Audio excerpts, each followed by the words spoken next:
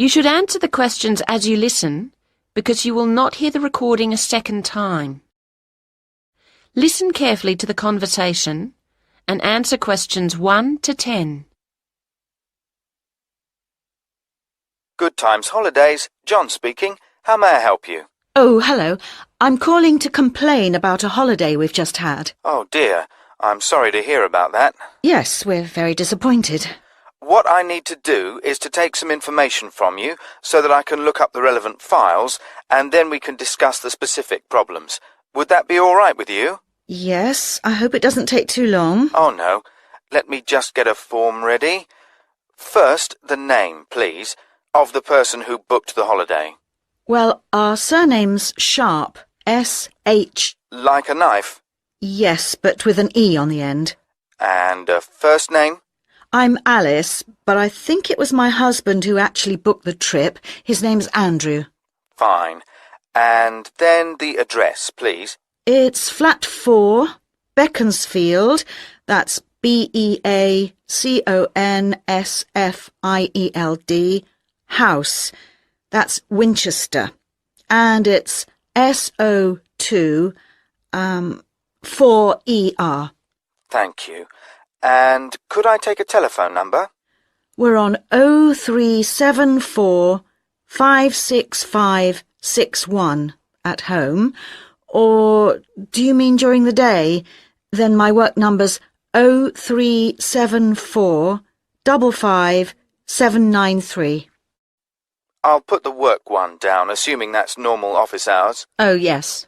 The next thing is, do you have a note of your booking reference? I think so. Would it start 74? No. Usually with 2 or 3 letters. Uh-huh. Oh, is this it? MH? That sounds like it.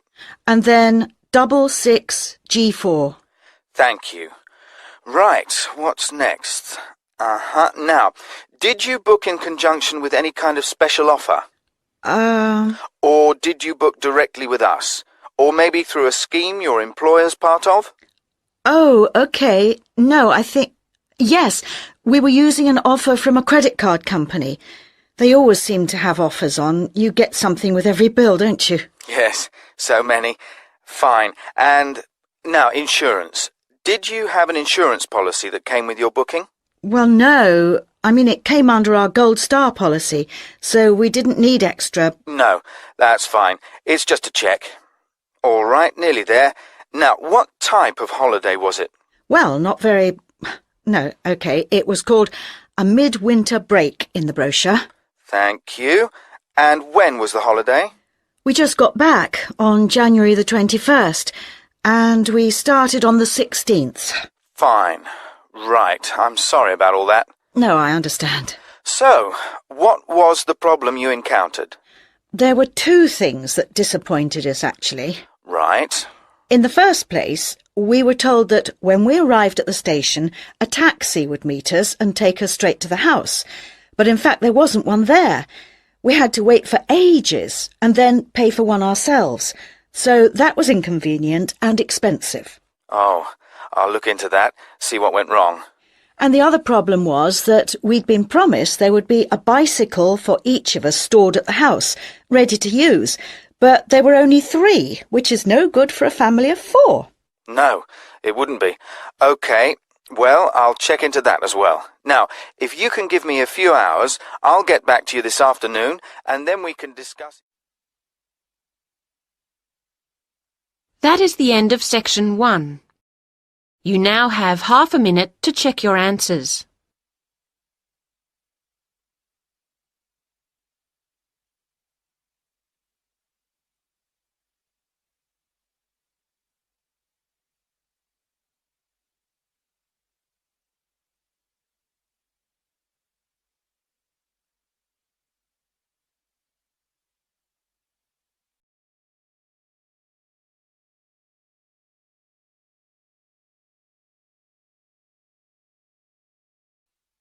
Now turn to Section 2.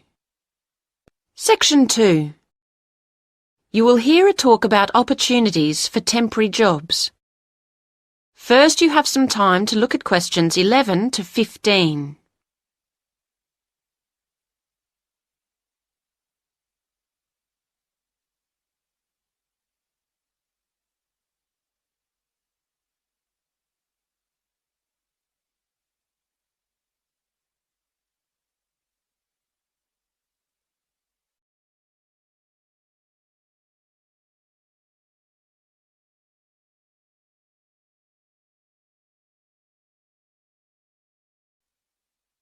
Now listen to the first part of the talk and answer questions 11 to 15. I'd like to welcome you to the presentation. It's nice to see so many of you here, and I hope that everybody ends up with suitable employment as a result of attending. Now, as you know, we at Select Hotel Recruitment are able to offer a range of work at the better hotels in the area. This month is no exception, and I'll take you through some of what we have on offer. The first job is reception assistant, and there are 3 vacancies for this position at the Park Hotel. This is quite a varied job, and in fact I should point out that at certain times of the day it will involve heavy lifting when guests' luggage arrives or perhaps deliveries come in, so bear that in mind when deciding whether to apply for this post. The Park Hotel has quite an international flavour, so you'll need to speak at least 2 foreign languages. Many guests, of course, travel by car, and you may have to take their vehicles around to the car park, so you will need to have a valid driving licence, and you will not be allowed to do the job if you haven't. They also say that basic computer skills such as word processing would be an advantage, although this isn't a requirement. OK, now, the next job is general assistant, and there are 4 vacancies for this at the Avenue Hotel. To be honest, the pay is rather low, but there are compensatory factors that you should bear in mind when considering whether to apply. The hotel will provide you with all your meals while you're working, and they will also train you in all the aspects of the job and then issue you with a certificate, which, of course, could be very valuable to you in the future. Right, the third job on offer is catering assistant, and Hotel 56 are looking for 4 people to fill these vacancies at their smart new premises. As you know, this hotel is popular with exclusive travellers, and so you'll need to wear the distinctive staff uniform, which you're provided with. Don't consider this job unless you're fairly flexible about when you work, as the hotel will require you to work nights for this job, and you'll need to travel to and from the hotel as it's situated just outside the city. Well, that's some basic information about the opportunities we currently have on offer.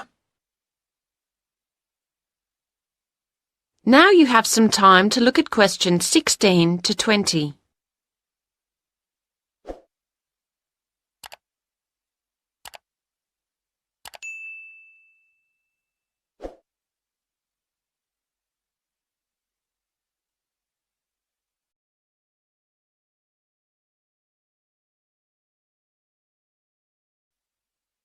Now listen to the rest of the talk and answer questions 16 to 20.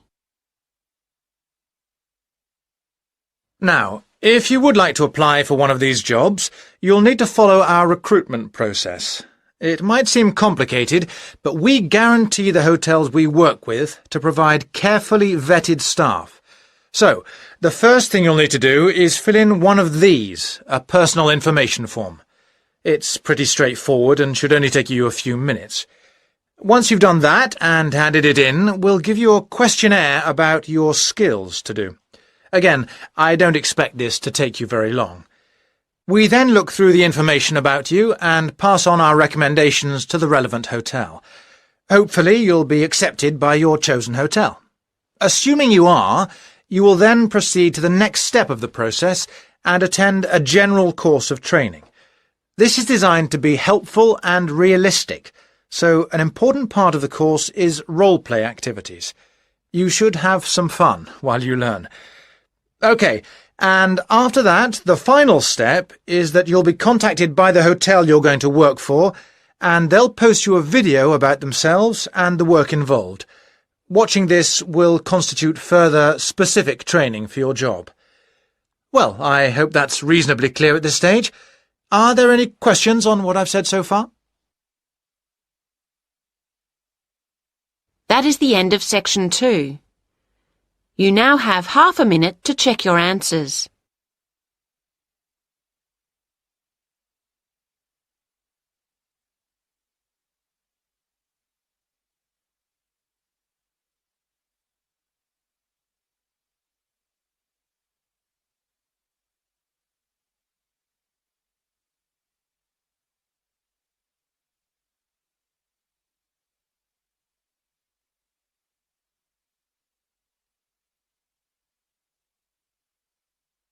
Now turn to Section 3.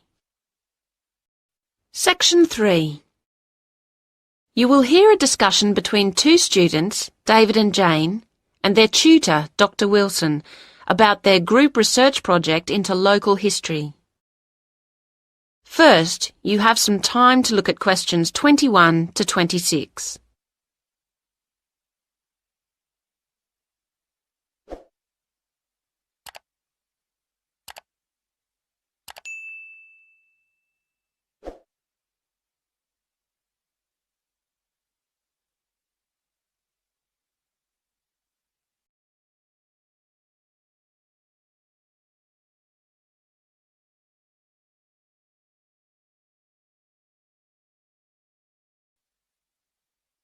Now listen to the first part of the conversation and answer questions 21 to 26. Hello, David, Jane. Hello. Hi. So, how's the local history project going? Are you making good progress? Yes and no. Oh? Well, we anticipated problems of various kinds. None of the group has much experience of collaborating on projects. But we spent some time discussing how to go about it and thrashed out what seemed a useful approach. But it seems that Jane and I are the only ones actually following the plan. That's meant that the whole project has been lacking coordination, and so we've fallen behind our schedule. I see. That's tricky. Yes, it is. We felt that the targets had been defined, so we'd all know what to deal with. But looking back, we probably should have really specified individual responsibilities. As it is, we only have a loose sense of what should be done by who. Well, this is quite a common problem, actually. I take it that you've had enough group meetings, so you're looking for an effective solution. If you go to the resource center, I think you'd find the advice service they provide there helpful at this point. Thanks. We'll go there later. On a specific note, I think we've got carried away with recruiting people to interview at the expense of building up the reference section, which I don't think is going to be solid enough. Do you think that'll be a major problem? I'd have to see how much is there to be sure. But, well, you'll have to be pragmatic at this point, I think. What you'd better do is ensure your methodology is really strong, so at least you can't be faulted on that front. Then, if people challenge your results, at least you've carefully reported how you reach them. Do you see what I mean? Yes. So, Yes, I think one resource in relation to that we haven't exploited as fully as we might is the internet. I've taken a lot of journals off the library shelves to go through, but actually there are websites where you can call up lists of approaches or data sets really quickly. I think that's a good idea, yes. Now you have some time to look at questions 27 to 30.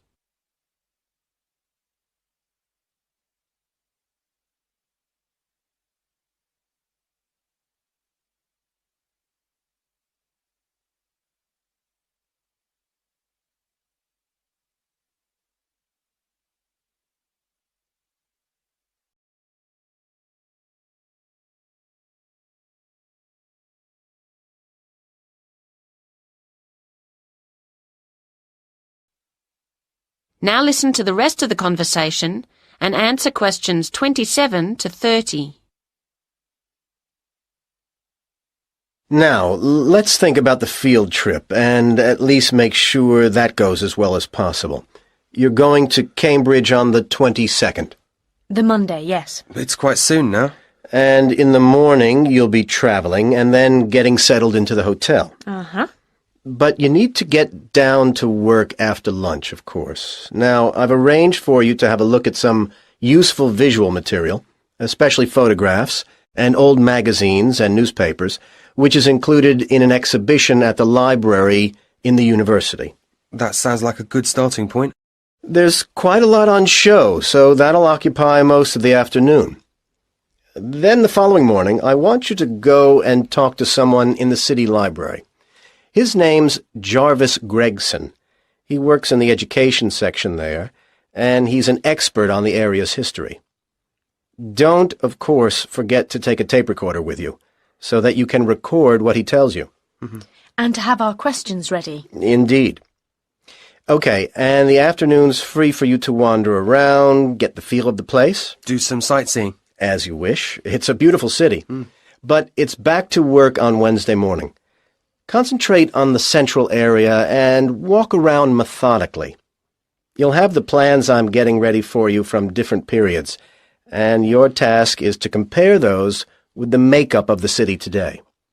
Make notes on how different kinds of shops and businesses have grown up, what's gone, and so on.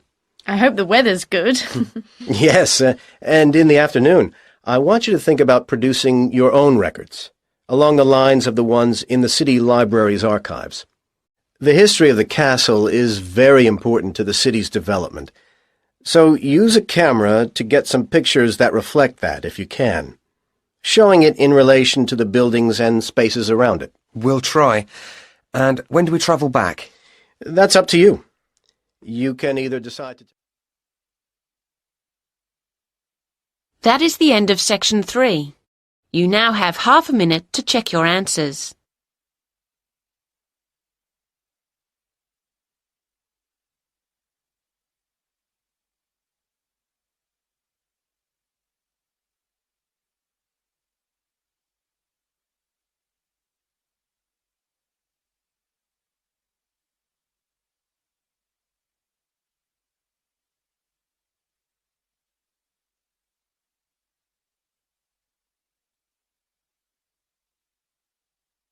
Now turn to section 4.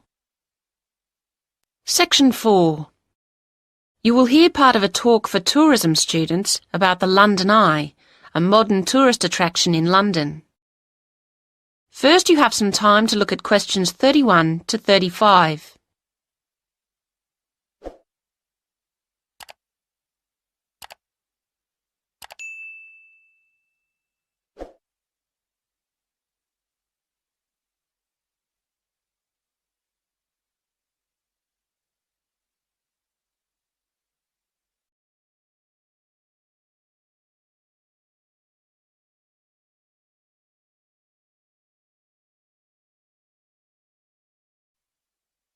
Now listen to the first part of the talk and answer questions 31 to 35.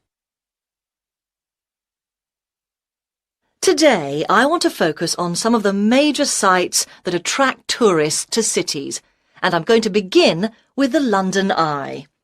This giant wheel has, in a very few years, become one of the major attractions of London, and thus in the world. It's both simple in concept and awesome in delivery. Its creators are husband and wife architects David Marks and Julia Barfield. It was on their kitchen table in South London in 1993 that the first drawings for the London Eye were made, as the couple, who usually worked directly for clients, were entering a competition, the brief of which was to design millennium landmarks for the capital. In fact, nobody won, and the whole idea was scrapped, but the couple remained convinced that their dream should be pursued. They started to piece the project together and were soon attracting the attention of the press, and it wasn't long before British Airways had started to show an interest and then became a partner. As the project unrolled, everyone involved began to realise the sheer scale of what they were undertaking. It would be the largest observation wheel ever built, and over 1,700 people from a total of 5 countries would play a part in its construction. Nearly every one of its many parts and techniques needed to be invented, simply because they had never existed before. Transportation of the components would be on a scale reminiscent of pyramid building. Bringing them in meant that large parts had to fit under the various bridges of the River Thames, so this had to be timed to coincide with tides along its length. And even when completed, the Eye continues to be huge in its requirements. A small army of people are employed to look after it, with 350 hours maintenance being required every week, and apparently strange demands, such as washing all its glass with nothing but distilled water having to be met. But the views the Eye affords across London make it all worthwhile. and it's easy to understand why the Eye has become one of London's chief tourist assets. Now you have some time to look at questions 36 to 40.